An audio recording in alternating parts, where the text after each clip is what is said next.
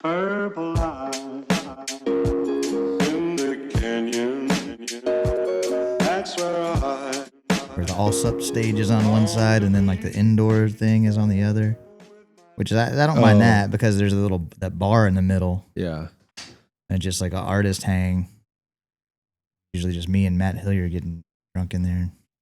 What a trip that guy is. I love Matt. Only been around him one time, and I dude, laughed the whole time. Yeah.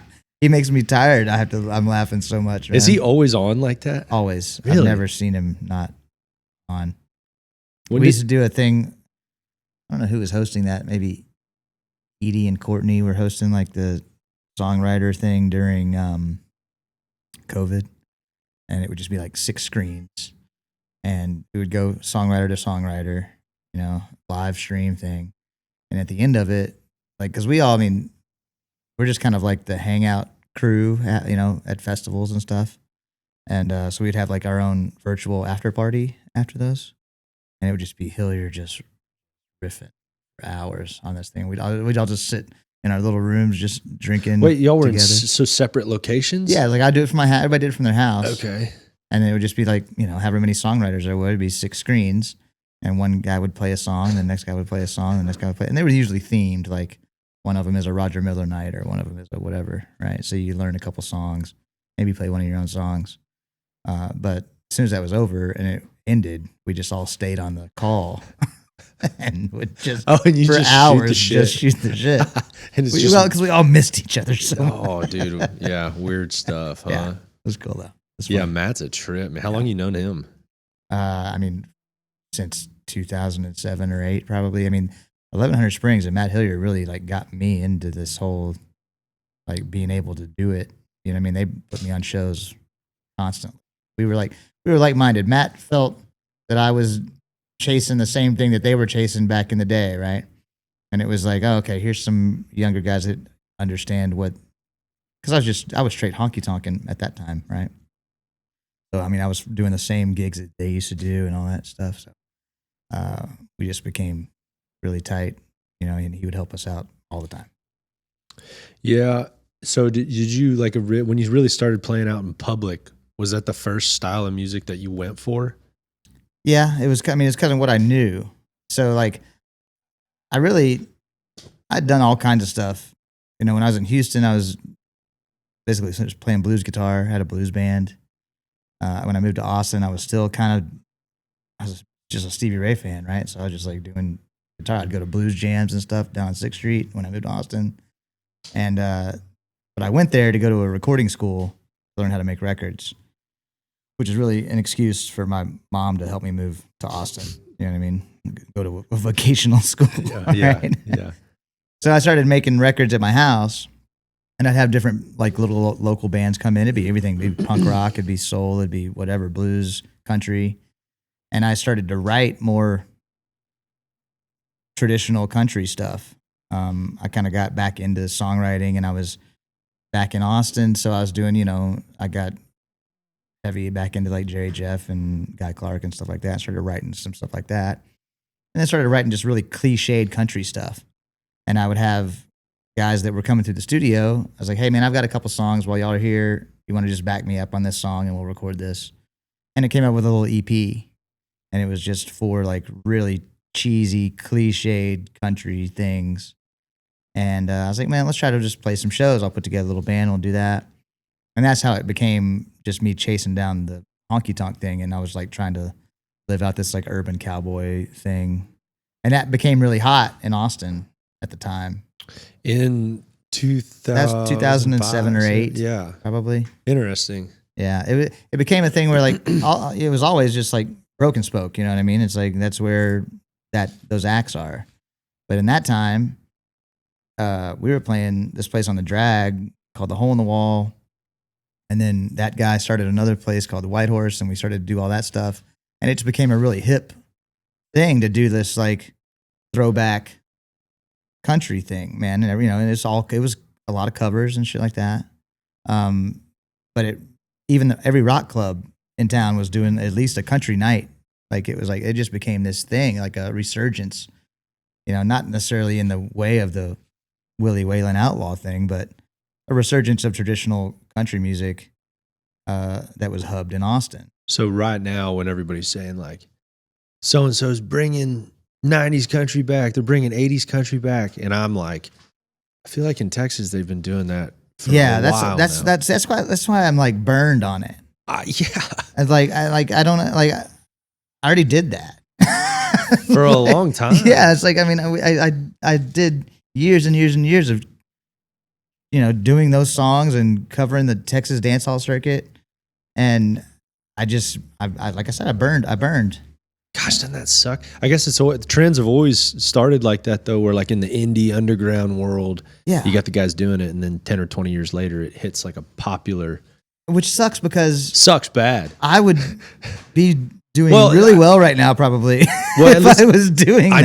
I know, but you're like, you burn out on it. Yeah, I was like, I don't want to do that anymore. Even It's when- not interesting to me anymore. Yeah, I totally get it, man. It does kind of suck, though. Fortunately, if I had to pick a type of music to get like really popular nationally, at least it's that, Sure. and not like the bro country kind of stuff. Yeah, I agree. I mean, I don't think it's in a bad place. Yeah, It's just not for me I know. currently. isn't that weird? Just timing. Yeah, it's just timing. That's so It's just bizarre. Yeah. But hey, man, I already did it. Well, but how do you think your stuff now and your work now different? I mean, I don't find it to be, other than maybe how you label it, I don't find it to be like totally different than that stuff. No, I mean, it's still, I'm still working towards something else. You know what I mean? Like, it's just, it used to have some walls on it. You know what I mean? It's like I needed to stay in this vein, and I was really chasing this thing. And like everything that I was writing was for the show, for a record that was like, okay, I want it to sound like this. It was just very idealistic about where I was trying to go with it. And I think now the abandonment of those things is where it's at. I'm just going to let it go where it wants to go.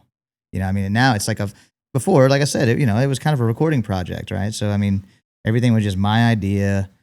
Let's execute this idea. And now it's much more collaborative with like the guys in the band, and like, you know, we're just making music that we want to make, with no genre specific oriented idea, anything like that. It's just a fluid motion forward. Whatever it sounds like in the studio is what it sounds like. Yeah. Do you find yourself ending up back at some influences and maybe some sounds that were initially what really got you into music? Like you had said, you played a lot of blues. Yeah. I mean, I naturally do that. I can't stop doing that. Okay. So like right now, I'm playing a lot more guitar in the show than I have in the past years. Me and my guitar player Catlin are kind of trading off a lot more guitar solo stuff. And he's like a real flat picker, chicken picker, you know, thing like that. And it always worked for the band. But I always I'm playing pentatonic blues riffs. You know what I mean? I'll play the same riff 30 times in a night. Yeah, you're you know what I preaching mean? to the choir on that one. Yeah. So I mean, I just kind of fall into that, right? But it's also shaped a little bit of what the band sounds like now, right? Because now I'm playing. Well, more, also and for the record, I don't think that's all that you're doing. It's very like humble of you, but I'm doing that. You're not only doing that. it feels that way to me. I've watched you play, so It feels that way. Yeah. I feel like I'm trapped. You know what I mean? When I was taking guitar lessons, man, once I got to play pentatonic scales and I could play Stevie Ray licks, I was like, I'm out. This is good. I can quit now. I don't have to take any did more you ever lessons. feel like was there stuff that you told yourself, if I learn this, I'll be blown away if I can learn how to play this. And I will I'll be happy. Like I might not ever have to learn anything ever again. And then you learn it and it almost like kind of takes away the magic of the song a little bit. You ever felt like that? Yeah, for sure. I can't listen to anything that I used to like play along with when I was a kid. Man, that's puts me back in this place. I was like, interesting. I was like, I'm not interested in that song anymore. Like I know how to play that solo. And it cheapens it a little bit. Ain't that suck? Yeah, it does suck. It's fun to learn it, and then once you learn it, you go, "Oh, that's what's happening." Yeah, I spent most of my career ruining music that I really like. Dude, yeah, that really hits home. It really hits home. I can't sound like anybody, which some people say that's a good thing, but Yeah, that is good. it's weird I when mean- you start. All you're doing is trying to search what you sound like, Yeah. and then once you do, then it's almost a little frustrating. You can't ever sound like some of your heroes ever again. Yeah, I tried to do that thing with the, maybe it was late in the game for us to do that Gary Stewart record. But like, I was a huge Gary Stewart fan. I still am a Gary Stewart fan. But like making that record, I felt like obligated to try to really mimic a lot of those things, Oh yeah. And it just wasn't really in my wheelhouse, I think, at the time. I'm proud of that record, and I think it sounds great, and we did what it set out to do with it. But yeah, it's just not. I can't find that anymore. You know what I mean?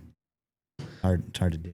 So guitar playing was kind of the first love, and then it was more of a songwriting thing. Yeah, I like when I was a kid. I mean, I'm a child of like late '80s, early '90s country radio, right? I just like everyone was on the damn radio, so like I knew all these.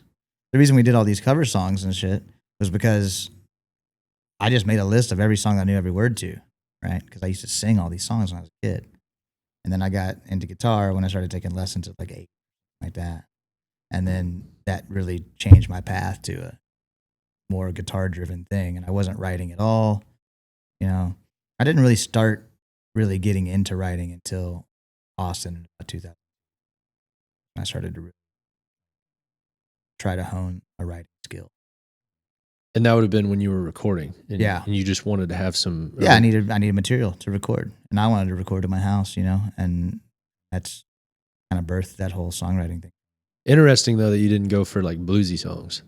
Yeah, well, I mean, But at that time, that yeah. was like kind of if somebody else wants to write a blues song and I can play over it, that sounds great. But I just didn't write that, because it wasn't the songs that I knew. I was playing blues because I wanted to play guitar. When I was singing songs with the radio, I wrote that way because I knew how to write that. You know what I mean? I knew how to say what those people were saying. I didn't really know how to say, I mean, I can sing the same lick, sing the same rhyme over and over again like a blues song all the time. But I had, I wanted to tell a story, right? It's more of I just more into that kind of songwriting. Yeah, funny that did that like country style of guitar playing not hit you quite as hard? I never was good enough at it. Yeah. You know what I mean? Yeah. It's like those guys are great. It's wicked hard. Yeah, it's like I can't. That's why I hired the other guy. You know what I mean? He had a Telecaster and could play all those licks like that. He was playing like Brent Mason like licks and stuff. And like I just never got that far. So that really wasn't. I had to get somebody else to do that part. And I'll just focus on making up some.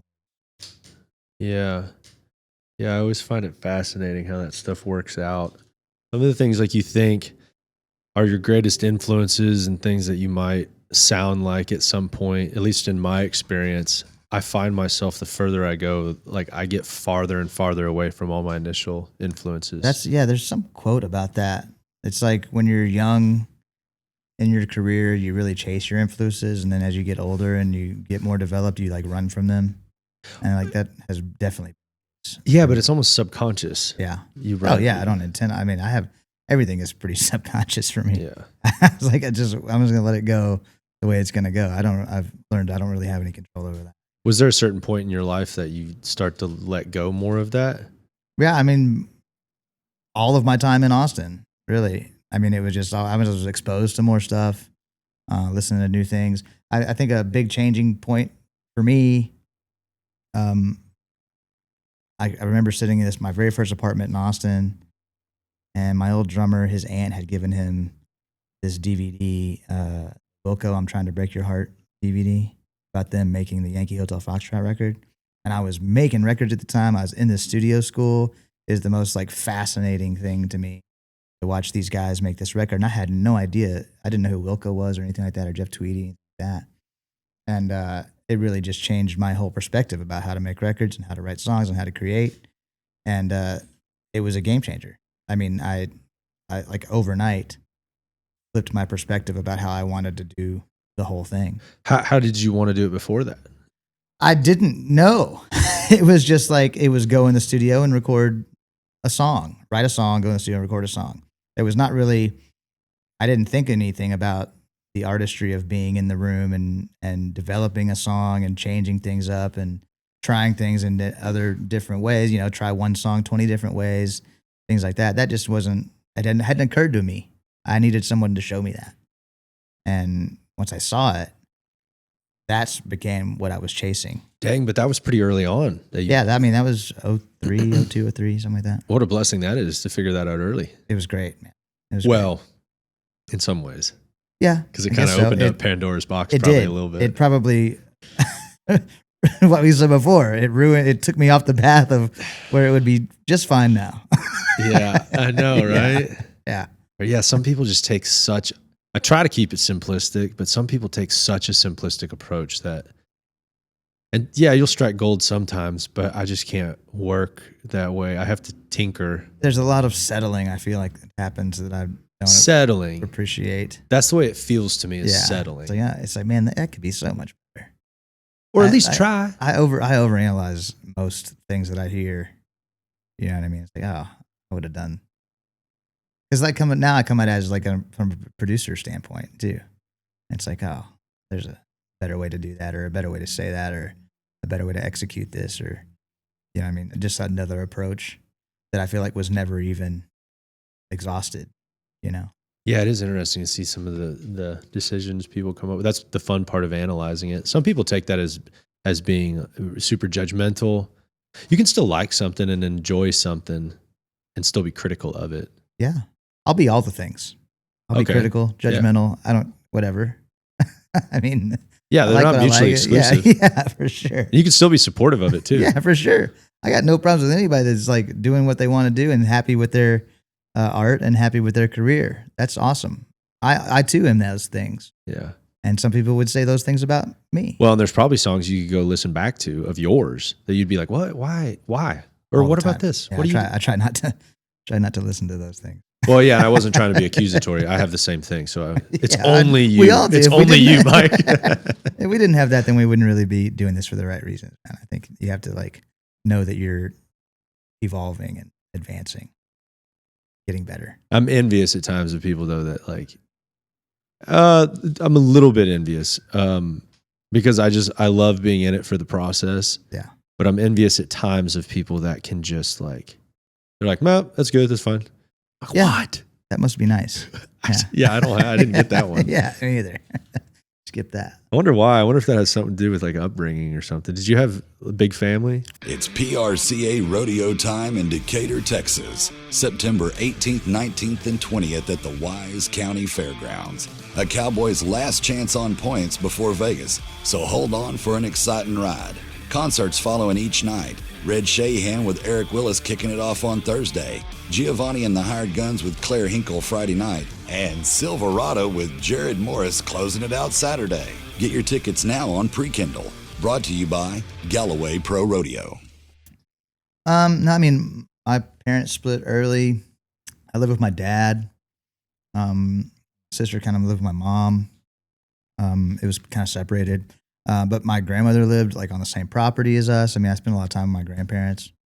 My dad was not really involved in creating music, but working for the Houston Rodeo, like booked a bunch of stuff. I was surrounded by a lot of musicians when I was a kid. Kind of Texas icon guys, Gary P, Rusty, kind of got Johnny Bush. Those guys were like always at the house. No shit.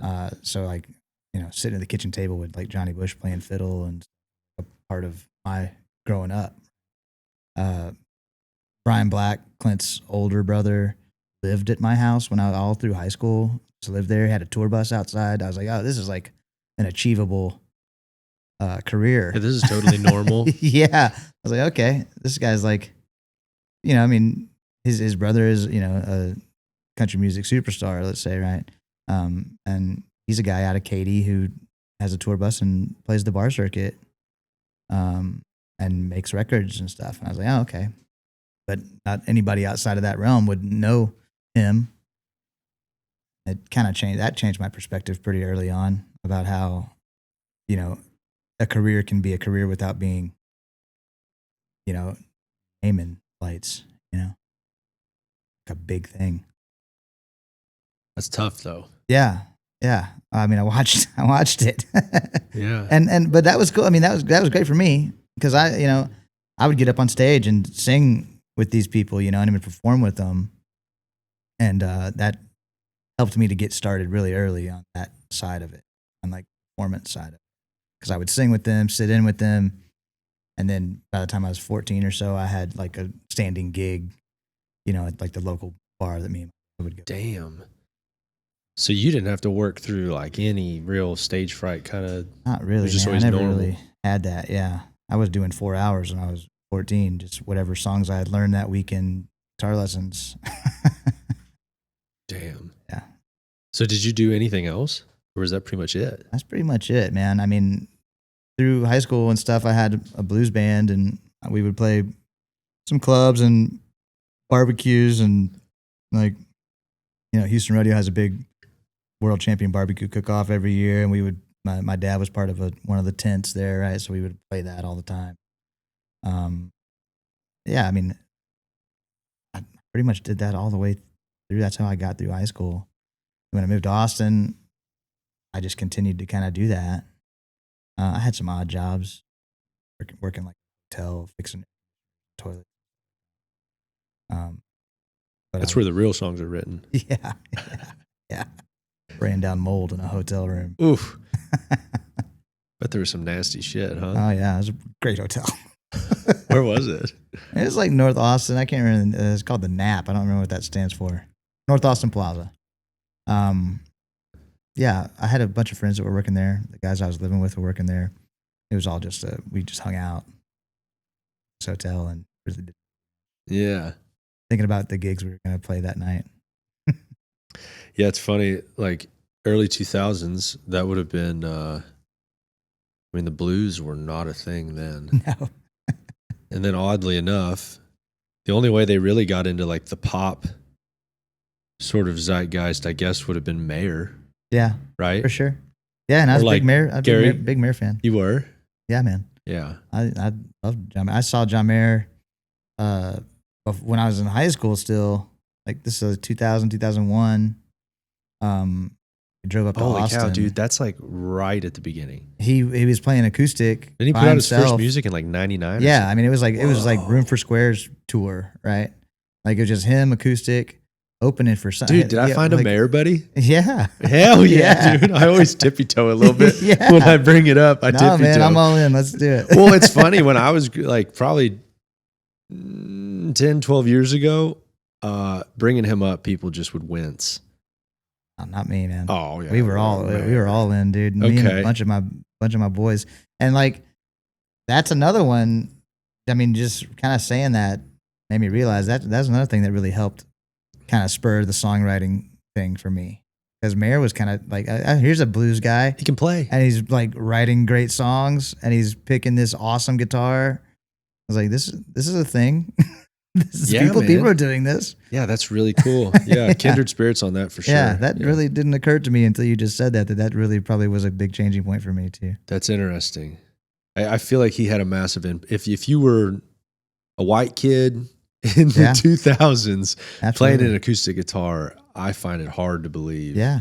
Playing any guitar, I find it hard to believe. Yeah. that you Well, I would- mean, when I saw him acoustic, I was blown away because he's an incredible acoustic player and the songs are great.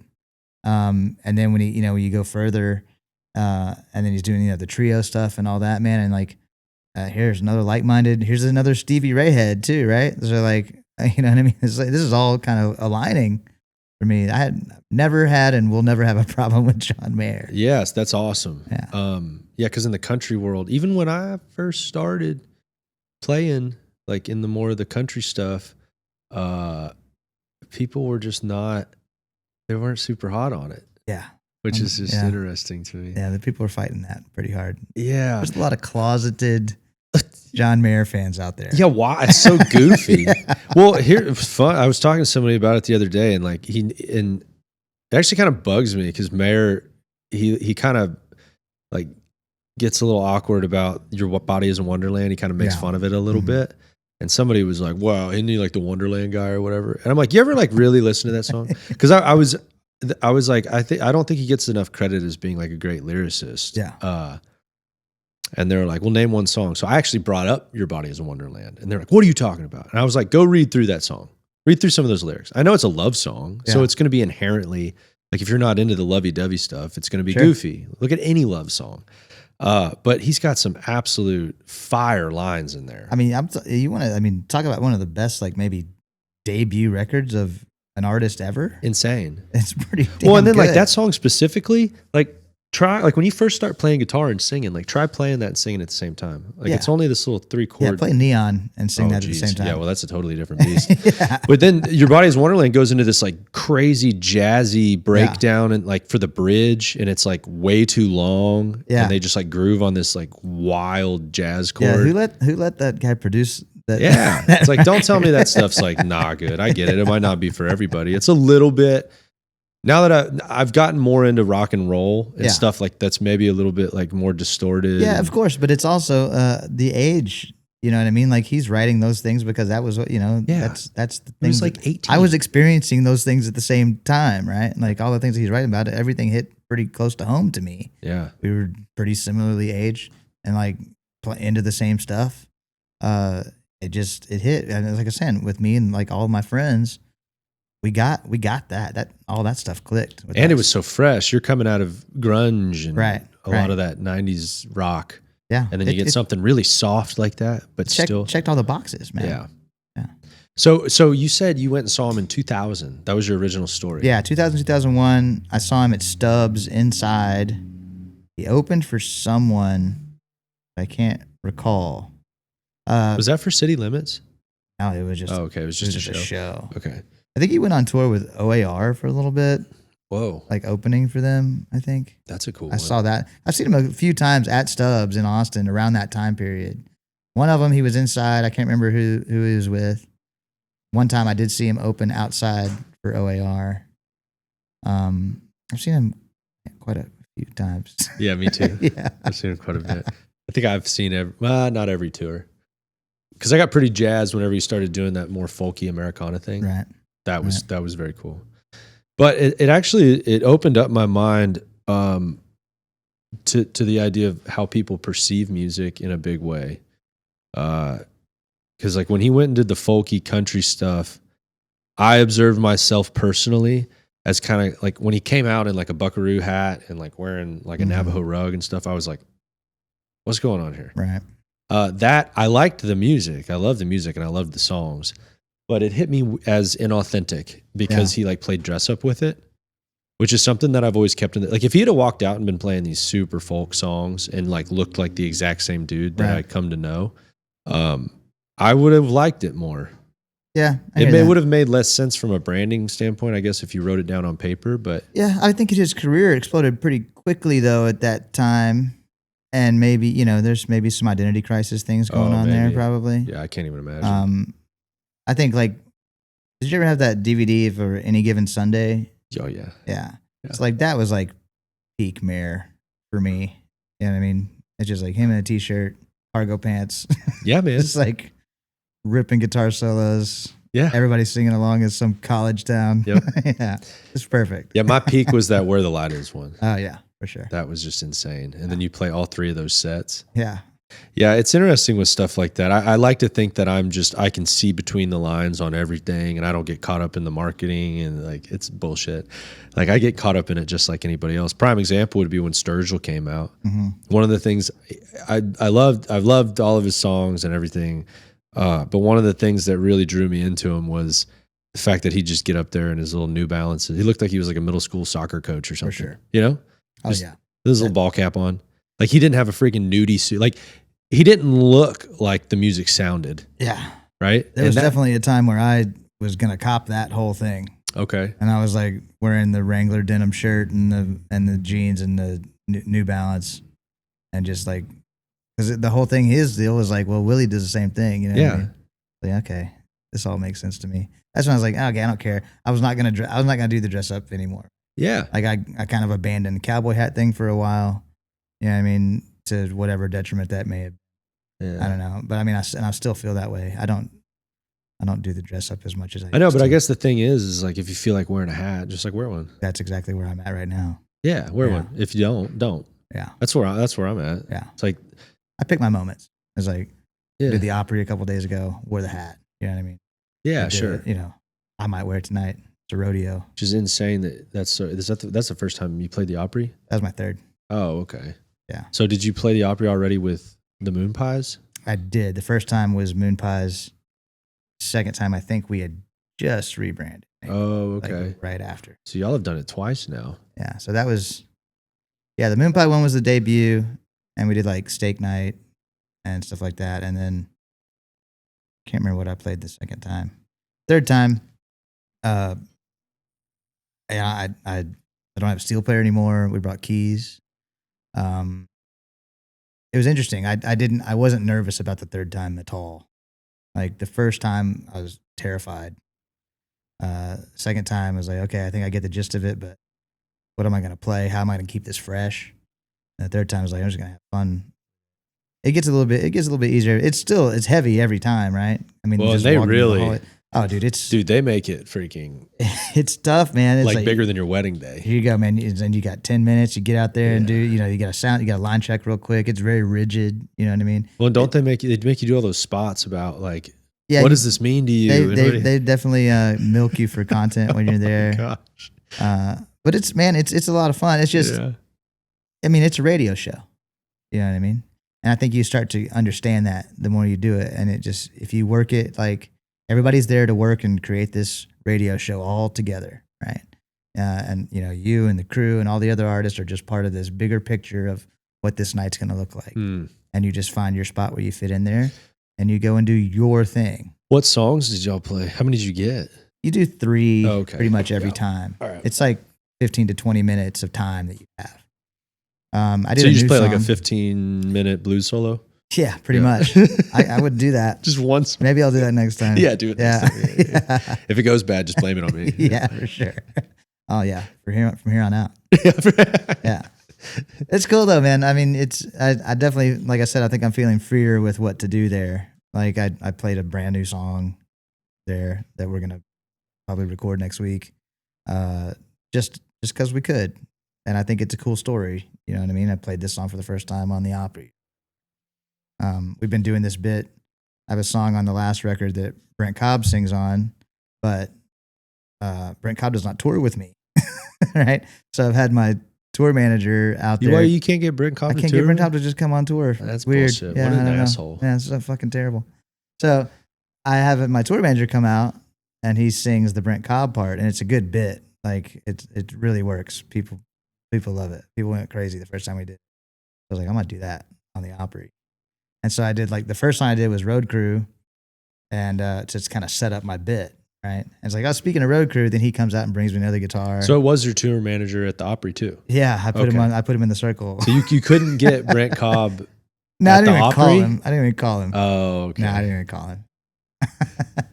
It's That'd fun. be cool. Brent's fun, Yeah. but you never know if Brent's going to show up or what's Roger, what's going to happen. Roger. Well, actually, it's cooler that you got your freaking. You said it's your TM. Yeah. Yeah, he got to be up on He got, to sing be, at he the got to be in Opry. the circle. That's crazy. Yeah. It's So you wild. never have to pay him again, right? Yeah, that's pretty much He what works- I'm working out with works him right for- now. We're in negotiations, but definitely less.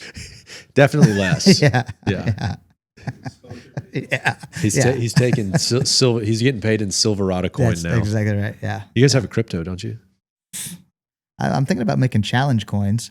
What's that? It's like military has these things, right? And so like if you we have them as for net coins, and if you go down to the bar and you like, I want a shot of Fernet, right? And I throw my Fernet coin out. Fernet. Fernet.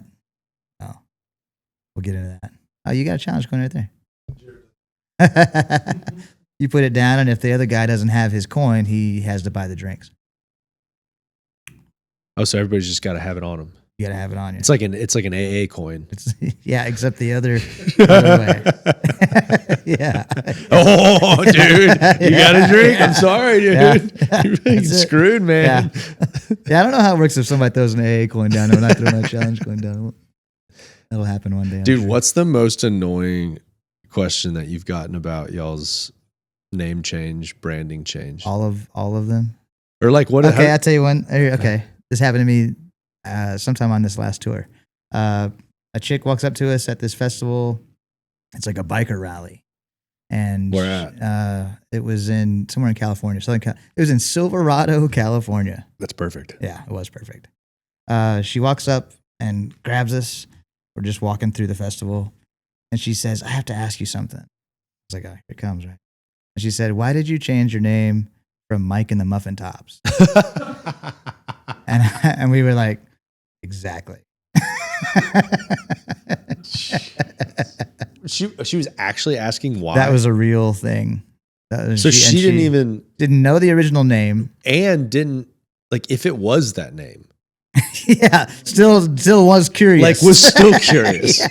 Yeah. Like you just try to answer that question for yourself first. Really, you can't come up with anything. Did you think any of this out? My God, that was a good one. That was a classic.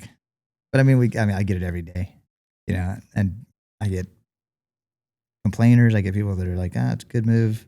Oh, that's funny. Why would somebody complain about it? Everybody complains about it, man. They got, because they were so attached to whatever they thought that is or whatever. It meant so much to this stupid name. It was like the identity that they had for us. And now that it's not that name, it can't be the same thing. When ironically, I mean, I ventured, if the only reason I'm speculating on this is because I think about if I had like a band and came up with a band name, it would either the only way I would put a ton of thought into it is if it was like a real goofy name, and I would have thought a lot about something just funny.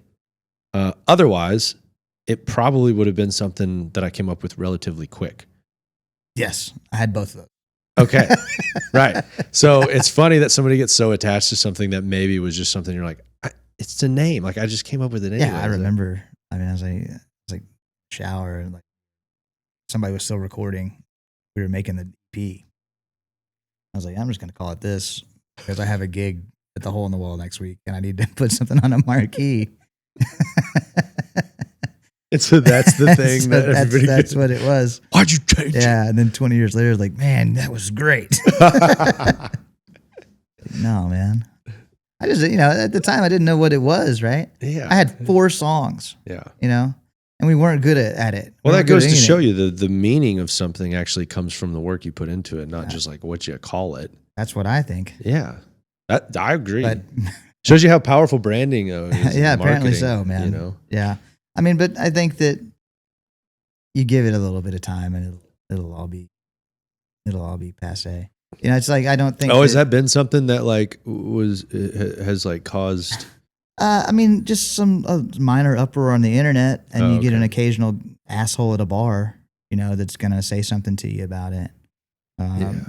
Hey man, I loved your old name better. I miss those guys. I was like, we're right here. This is us. You're at our show right now. We're about to play all those songs. Did you even listen to the music? I mean, that was a big deal. It's like if you were here because we recalled that, then you were here for the wrong reason.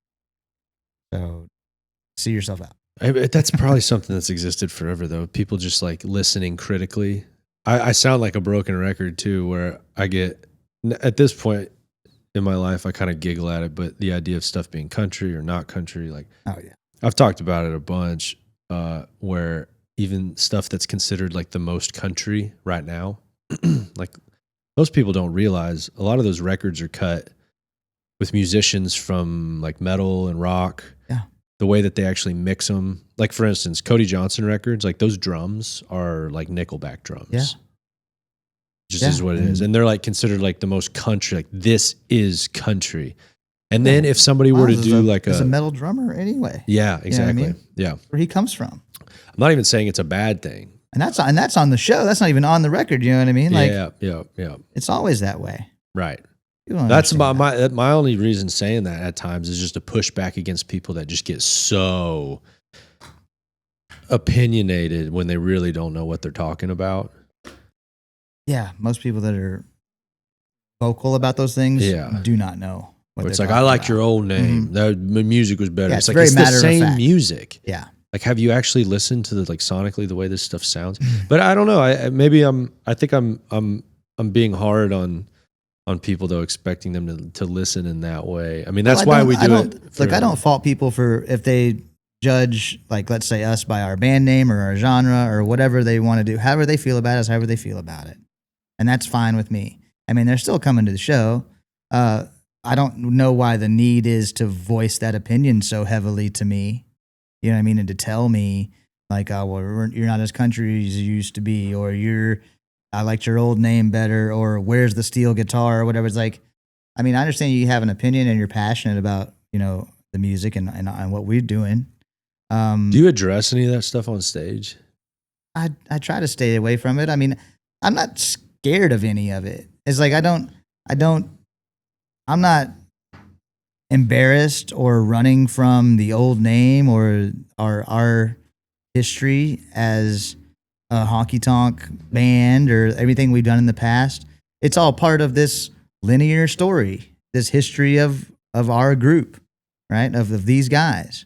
So I don't need to necessarily address it because it's going to continue to evolve and do that. I mean, I would be addressing it for the rest of my career. You know what I mean? It's like there's going to be changes that continue to happen. So I don't see why I would want to. If you engage the conversation too much, it'll be, it'll just keep pushing. Okay. You don't think it's like the 8 Mile thing where if you just come up with all the things people are going to say about you before they say them. You know what I'm talking about? Yeah, I know what you're talking about. Like say something to me that I haven't said like 2 inches from the mirrors type. Yeah. Well, what I do is try not to say anything on stage at all. I come from the dance hall circuit where it was dead air was bad, right? Funny. So like it's just dead air. Yeah, yes, of course. But like I would just rather just not have an opinion. Like that you're here for the music. We're gonna escape all those other things, and we're just gonna play song, and we're gonna try to fit as many songs into this night that you're here to see this show as we possibly can. And then we're gonna leave and go do it somewhere else, and then we'll hope to see you back next time. Yeah. And you don't know anything about what I'm thinking, or I don't need to know what you're thinking. As long as you're having a good time, we're all good. Yeah, I've never been good at the mystery thing. Like, let me tell you everything. Yeah, I've never been good at that. I like the mysterious. I know. It's like, well, yeah, perfect. You're on a podcast for an hour.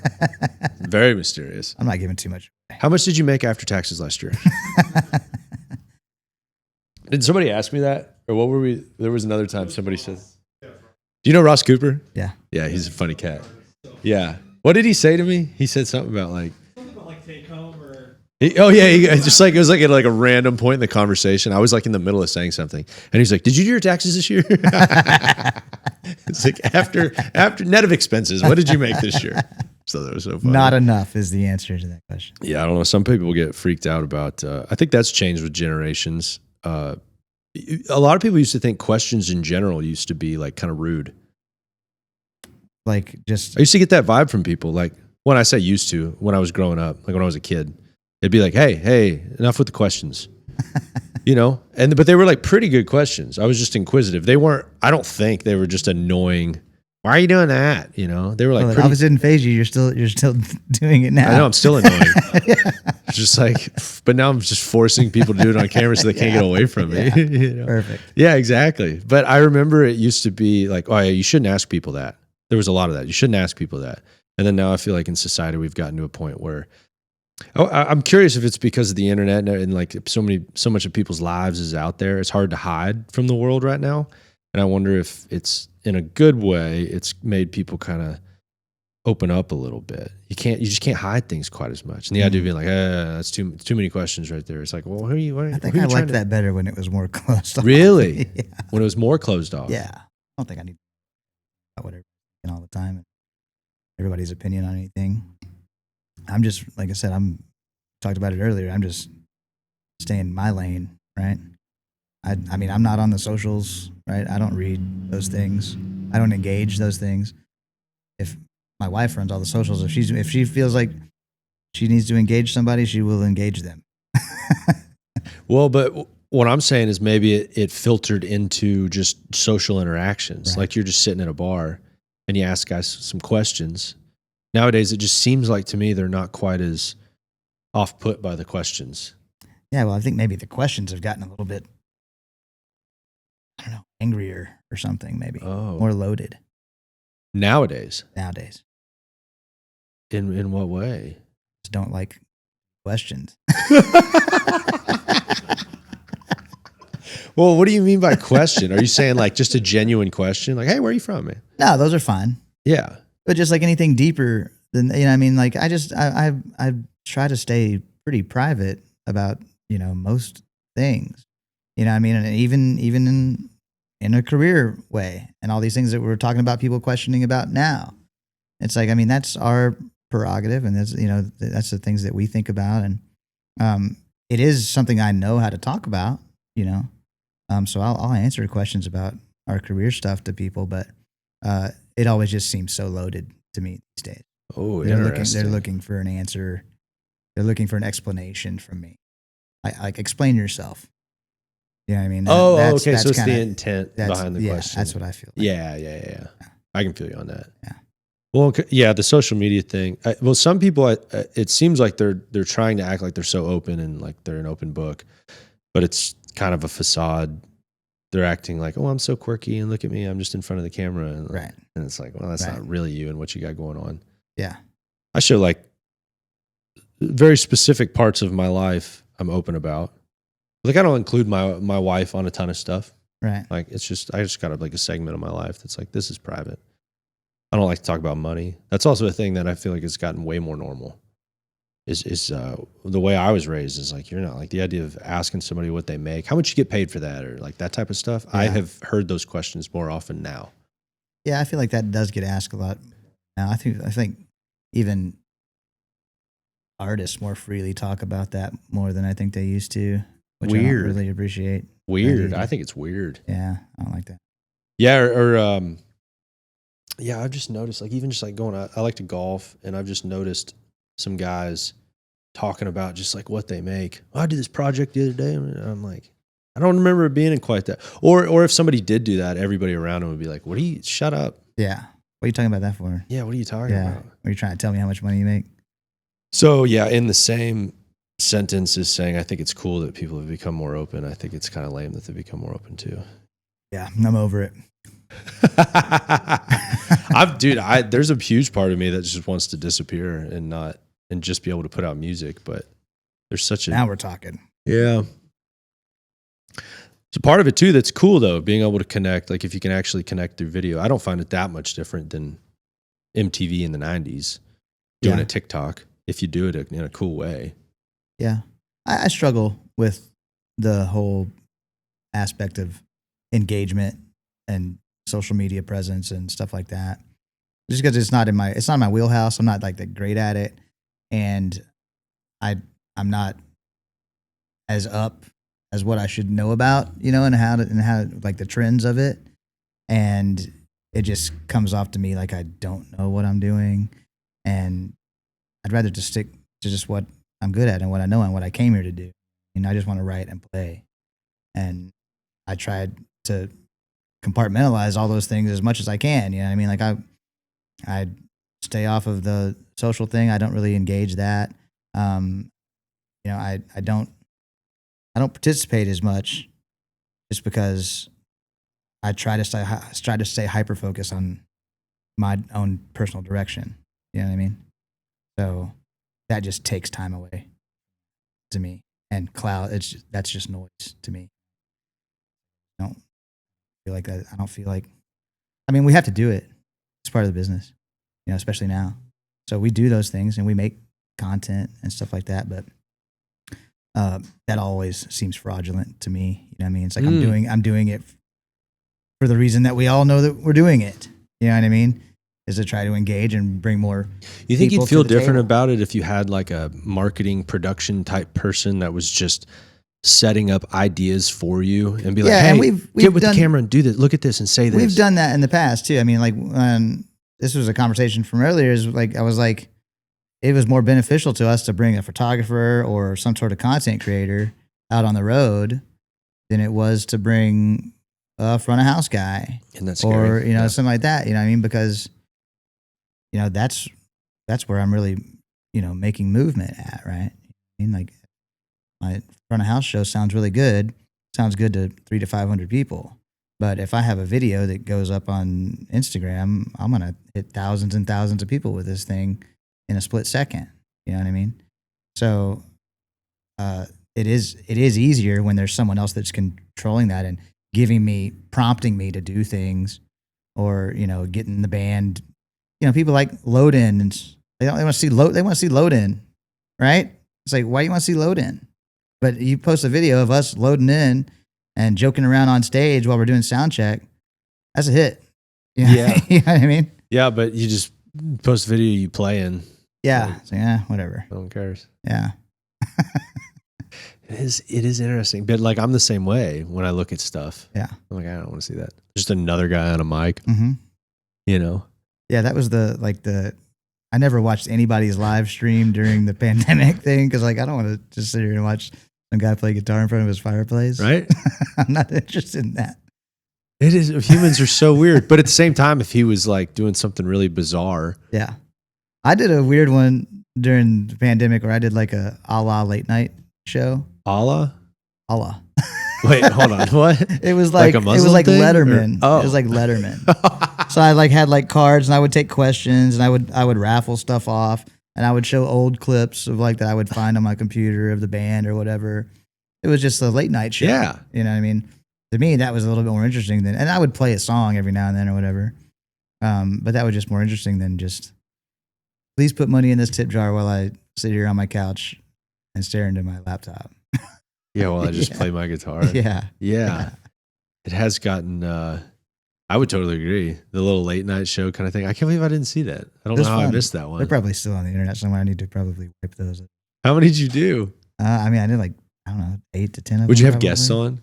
Yeah, I would do an interview segment sometimes, and I would have like a pre-taped interview, and I would, we're going to roll that footage. Yeah. It was cool. I got pretty good at live. I was doing it all live, and I had to like, okay, now I'm going to play this video. And then I spent like all week. It gave me something to do. I spent all week like editing this, putting together the show, directing this show. I had to run a show for everything, when I was going to do it all, what songs I was going to play. Yeah. I spent a week like doing that. And then on whatever Fridays, I would go live. Didn't you say that y'all are doing something sort of like that maybe? I don't know. Now? Yeah, like you said your bus driver has the place that you guys Oh are yeah, cutting so clips. he's got. Well, I didn't even know he had it. Yeah. So we're in Minnesota, and he has this place, and it's set up kind of like this. And I was like, man, if I had that, there again, like you say, if I had someone that was out there creating that for me, like, and prompting me to do stuff, I'd be more apt to do it. That's kind of the situation that happened here. Whereas like we saw this setup, and it's like, well, we're here for a day. We're either going to go to the bar, or we'll sit here and try to create something. You know what I mean? So we just like filmed like some kind of Between Two Ferns type joke. Things I can get 15 seconds out of. Yeah. You know what I mean? And then we'll just throw it, throw the rest away. Are you putting them up on just social media and stuff? Yeah, I'm gonna give them to my wife, Yeah. and I'm gonna let her decide where she wants to put it. But Where it'll be most. when do you think they're going to beneficial. go up? Oh, I don't know. I mean, when I get done with this tour, probably. Okay. When's that over? In about 2 weeks. Oh, okay. Yeah. All right. Well, Because then I'll start. Because then we'll have to. We filmed a lot of stuff on the road, and we're about to go in the studio. We're gonna film some stuff there. So it's pretty much all just gonna be banked, and then that'll give us, an extended amount of content to put out while we're not really out working it. Have you produced a lot of records for other people? Yeah, I've co-produced some things. I did a Rob Linus record with me, and Adam Oder did it. I did a couple Adam Oder. songs. That's yeah. Yellow Dog? Yeah, Yellow Dog. Okay. Yeah, and that's where we did that record. Whose was that? What was that again? Rob Linus. Oh, yeah. He's awesome. Yeah, he's great. I didn't know Great. you did that. His last record. Yeah, Head Case. I need to go listen to it again. It's like a just like 3-piece rock and roll. Man. Yeah, man. It's Yeah, rad. yeah, It was he- fun because we I got to thi- play with guitar pedals. I want to say we connected on, hate to say it, social media recently. Rob's great. I love hanging with him. We do shows together a lot. I bring him out as much as I can. I also did some production for Roger Klein and the Peacemakers on a record that I don't know what's happening with that. That may or may not come out. It was like they wanted to do a revamp of kind of their old catalog, like Texas versions of it. It was like me, Adam Oder was involved, Cody Braun was involved in it. A couple other like Texas people were involved that we're all friends with. And produced a couple of different songs, and then Roger came in with like 2 or 3 new songs, and I helped him rework those, and we produced those.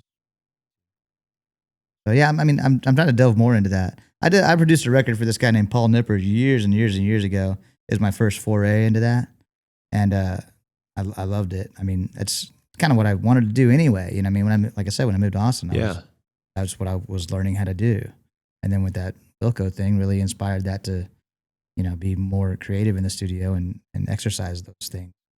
So I'm doing it as much as I can, and then I co-produce with Adam and the band on all of our stuff too. What do you think is the biggest difference between cutting your own stuff and producing and co-producing your own stuff and producing for somebody else? Well, I mean, I come in with pretty strong opinions about my own thing. You know what I mean? I think for the other side of it is it's mostly about trying to make that artist be that artist, right? Like I wanted Rob's stuff to sound more like Rob than Rob has ever sounded. You know what I mean? So like, just listen to what he's saying. I'll make some maybe arrangement changes or whatever, or something that I think is maybe more musically interesting if he hasn't gotten that far yet. He's got like a bare bones thing. Add some stuff in there that they can do that, but mostly just make him sound like him, right? Make the artist sound like probably the job. And then I feel like I'm a little bit more off the wall, experimental with maybe some of those things like on another artist, take more chances of things that I wish maybe I could do on a record that I'm making, but it wouldn't really fit on my record. But maybe here's an opportunity to use an idea that I have. It might work for this project better than that. So that's really, I think, the most fun I have with it. Yeah. It's like I get to utilize things that I don't normally get to utilize. Yeah, I've found the most difficult thing for me has been figuring out, even in pre-production and in recording, like really being intentional about like where does this vocal sit like sonically, right? And then really experimenting with changing keys to try to make that more appropriate, for sure. Especially with more guitar-driven stuff, because it's just you change the key, it's gonna change kind of everything on guitars. There's a lot of things from making our records with Adam Oder in the chair. I learned a lot of things. He's produced a lot of records, and I learned a lot of tricks of the trade in that regard, right? And I use them on our records, and then I will in turn use them on somebody else's record, right? Pushing the key up as high as I can get this guy to belt this thing out, or change, or modulating in the middle of something. There's just all kinds of little things that you just pick up, and then hopefully you recognize the point that you pull that tool out. Yeah, it's badass, man. I'm glad we got to meet. I've been a fan for a long time. I mean that. We get to play a show together. Coming up pretty Decatur. soon. Yeah. September 20th. There you go. For the Rodeo. Word has it you're going to ride Bronx too. You're going to get on some Bronx and then play the show after. Well, I'm not on the internet, so I hadn't seen that word yet. Yeah, right. That's what happens. See, that's why you got to be on there, dude. That's what's happening. Yeah. Everybody's talking about it. Let my wife tell me if we're going to do that or not. We'll see. I mean, I ain't scared. Yeah, I mean, we have too many beers. I tend to. Is that on a Saturday? I think it is. No, I think it is a Saturday. That means it's like a beer day. Okay. I try to do it at the end of the week. Oh, really? Yeah, if I go in too hard on like a Thursday or something. Yeah. I've also got on that train where I'm not really drinking much before I play. Or at least a couple days before. Yeah, I can't relate to anything you just I don't know. It was just I went through a phase of just like being stone cold sober while I play on stage. That was like, it freaked me out. If I'm sober, I will forget words. Whoa! Like I have to. I don't know. Something about my muscle memory has to have like at least 2 drinks. Yeah. You know what I mean? Oh yeah. I mean, it's not. I don't have to. I did one the other day where I was just feeling bad. I was on a bad day, and I'd feel it. So I went out there and did it sober, and it was great. But a lot of times, if I'm don't have a little bit, I'll get cloudy or something. Oh yeah, I get it. Yeah, I get it. But I would have that like 5-song in, almost kind of spiral. I'd get up there more confident, right? And then like 5 songs in, I'd just like I'd like make weird eye contact with like one person. Yeah. And then kind of have like that internal freak out moment. Yeah. You want to see me do a show where I don't say a word? Watch me do it sober. Really? Yeah. Oh, you get like even more. Yeah. It's like all here, man. Interesting. No, I'm just thinking about it. That's so like I'm the opposite. That's why it's called loosening up. I know, but I'll sometimes at first I'm loosened and then I'll get like closed off. You start, well, yeah, I guess if I continue, I think I might need to go harder. I don't think I've tried hard enough. Let's try that. I think I need to try harder. I'm excited about that show. Me too. It's PRCA Rodeo, Decatur, Texas, September 20th. That's going to be cool. I haven't seen you guys play in a long time. Cool. It's going to be good, man. It's going to be loud. Yeah. It's going to be loud. Yeah. Rock and roll. Rock and roll show. Well, dope. I'm looking forward to it. Thank you for doing this. Thanks for chatting with me. Yeah, man. It's fun. All right. Adios, amigos. What was your sign on? Did you do a motivational sign on speech? No, I don't do anything that's too motivational. Do you want to do something? What's the opposite of, what's the antonym for motivation? Motivational. What would be the opposite of a motivational speech? You can't say demotivation or unmotivation. I don't know, some sort of malaise or laze. I don't know. Ooh, something. that's a good word. Is malaise a good word? What does malaise mean? Just like negative? I don't think it's negative. It's just like if I looked in the camera and said something, I would be, but it would be Malaysian. Like I'd be being Malaysian. Malaise has been kind of my whole demeanor during this interview. Like a bummer? Is that what that is? No, just like, yeah, man. I mean, let's discuss. Let's discuss. I feel like that was pretty motivational. Yeah, that was good. It was very open-ended, positive, sure. honestly. Yeah. I definitely don't think I know what the word means. Yeah. Well, you'll figure it out.